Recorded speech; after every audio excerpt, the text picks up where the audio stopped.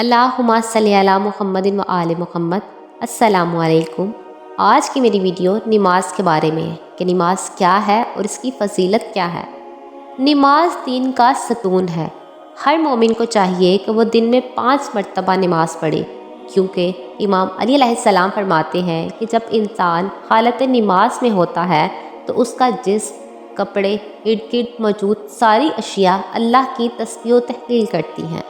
رسول خدا صلی اللہ علیہ وآلہ وسلم نے فرمایا کہ اللہ تعالیٰ نے نماز کو میری آنکھوں کی ٹھنڈک قرار دیا اور نماز میرے لیے اس قدر محبوب قرار دی کہ جیسے بھوکا آدمی کھانے کو دوست رکھتا ہے اور پیاسا شخص پانی کو دوست رکھتا ہے۔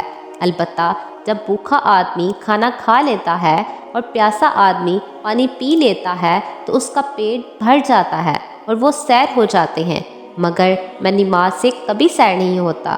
نماز کی قبولیت کے بارے میں رسول خدا صلی اللہ علیہ وآلہ وسلم فرماتے ہیں کہ کبھی آدھی نماز قبول ہوتی ہے، کبھی تیسرا حصہ، کبھی چوتھائی، کبھی 5واں حصہ اور کبھی 10واں حصہ۔ بعض نمازیں پرانے کپڑے کی طرح لپیٹ کر نماز پڑھنے والے کے سر پر مارتی جاتی ہیں۔ تیری نماز کی اتنی مقدار قبول کی جائے گی جتنی مقدار تو خدا کی طرف توجہ کرے۔ امام محمد باقر علیہ السلام فرماتے ہیں کہ سب سے پہلے نماز کا محاسبہ ہوگا۔ اگر نماز قبول ہو گئی تو دوسرے اعمال بھی قبول ہو گئے۔ نماز جب اپنے صحیح وقت پر ادا ہوتی ہے تو وہ نماز گزار سے کہتی ہے، تو نے میرا خیال رکھا، اللہ تیرا خیال رکھے۔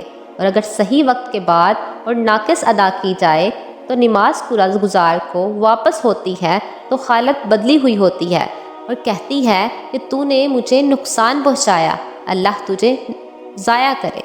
نمازیں قبول کروانے کے بارے میں بھی ایک سورہ ہے۔